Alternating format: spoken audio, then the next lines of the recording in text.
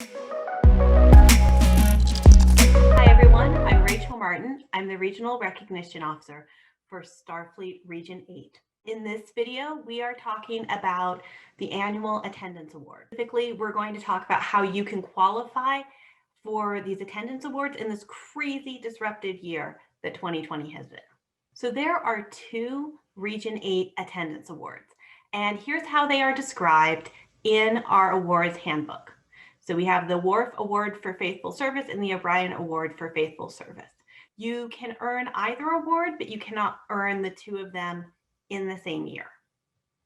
So you can go read the long description in the handbook, but let's keep it simple. We have the Worf Award for Faithful Service, which is perfect attendance. And we define perfect as missing nothing or missing one meeting or check-in per year. One of whatever we're counting, you're allowed one free absence and you can still have perfect attendance for the Worf Award.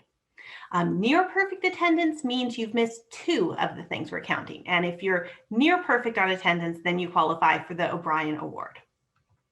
So why do we have it named after these guys? Well, in case you don't know them, maybe you're newer to the fandom, the gentleman I have circled here in green, this is Worf. And Worf was played by Michael Dorn. He was a main character in Star Trek The Next Generation and also in Deep Space Nine. And Michael Dorn holds the all-time record for the most Star Trek appearances. He's appeared in 272 TV episodes and 5 of the movies. The other gentleman here is Miles Edward O'Brien. I have him circled in blue for you. And Miles O'Brien was played by Cole Meany. He holds the record for the second most Star Trek appearances. He was also in TNG as a kind of a reoccurring character. And then he was a main character in Deep Space Nine for a total of 211 episodes. So we have named our attendance awards after these two characters. To show respect, we're really honoring these giants in the franchise. So now let's get down to the practical matters. If you are part of a chapter that holds regular meetings, keep watching the video right here. If you are part of a correspondence chapter, skip ahead. If you are a member of a chapter that held at least 6 meetings during 2020, and that can be any combination of in-person and digital meetings, you can qualify through what we're calling Path 2, which is marking your attendance through meetings. The ship's meeting, they really need to be an official meeting where chapter business was conducted, which all members were expected to attend. These would not be the same things as missions or activities, which are optional or based around shared interests. But if you're in a chapter that held at least 6 meetings, here is how you calculate which award you qualify for.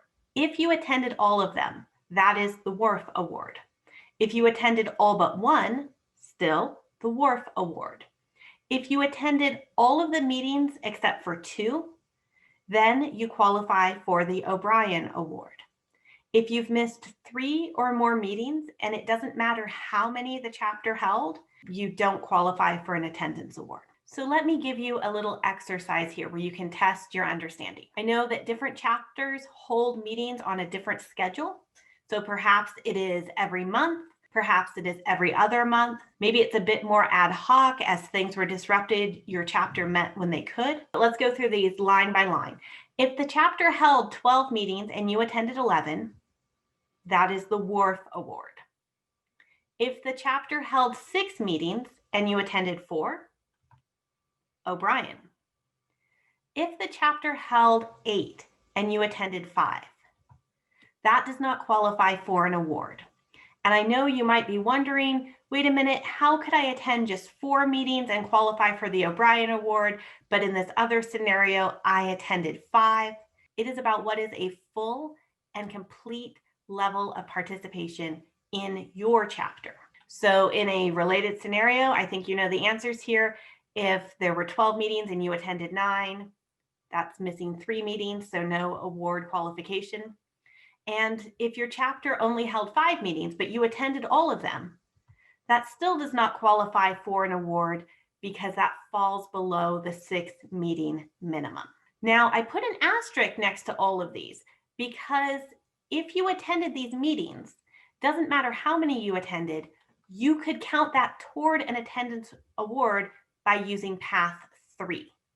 So we're going to talk about path 3 in a little bit. You should skip ahead to that timestamp and see if you can apply those meetings toward the attendance award in another accounting measure. Here we are on the Region 8 website. I just want to make sure you know where to go to apply for this. So you'll click up here on Awards and Promotion and then scroll down until you see the Google form.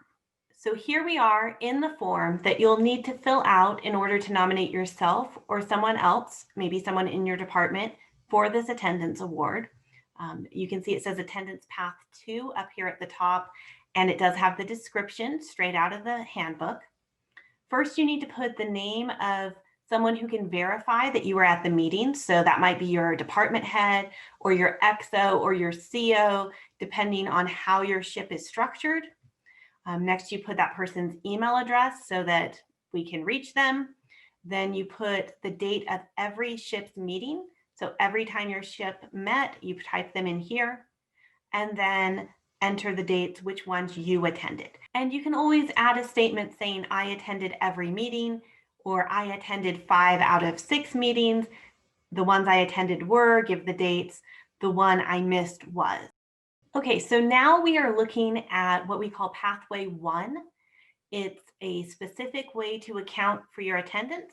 So in Pathway 1, you are eligible to qualify through this one if your chapter has monthly report-ins or an official monthly check-in.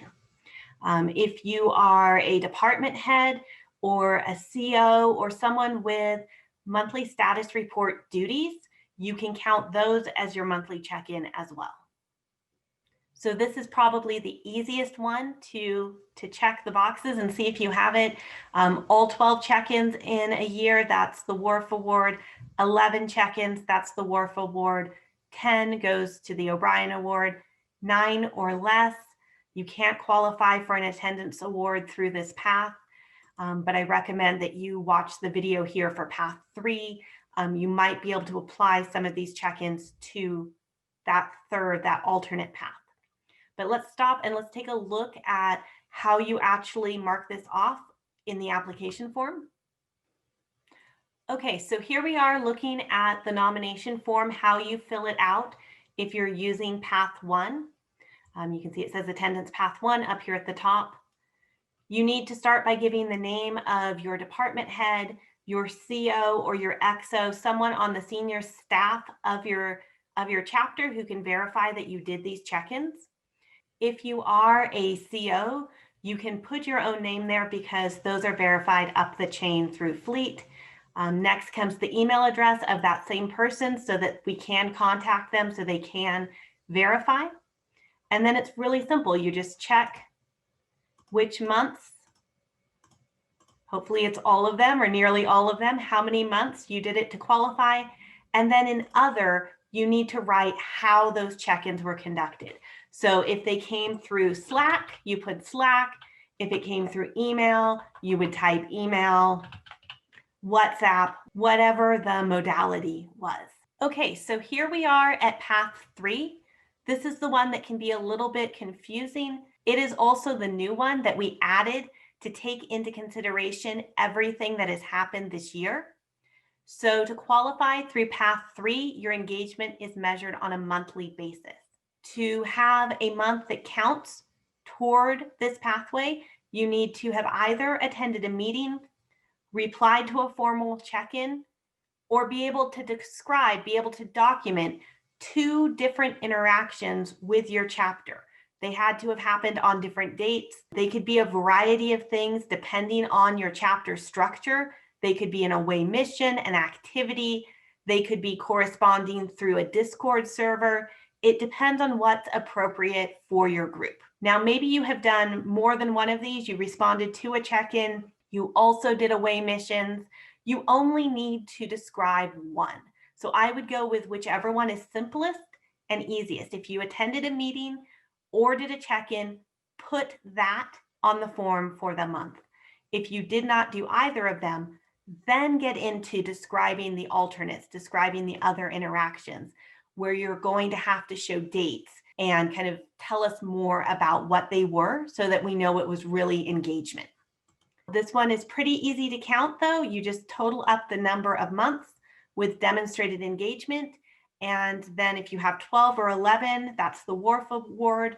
10 gets you O'Brien. 9 or fewer, no award. So let's look at some examples. These examples are coming straight out of our handbook, so you can review them again in the award handbook in section 5.5. I'll give you a moment, take a look at this and see what award, if any award, this person would qualify for. Okay, you can pause it if you need more time, but let me help you out by flagging how many interactions they had. You can see they had 10 of them here, which means this person would be eligible for the O'Brien Award for Faithful Service.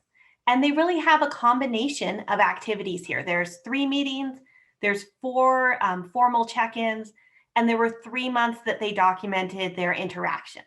Let's look at another one. So here's example B, again from the handbook.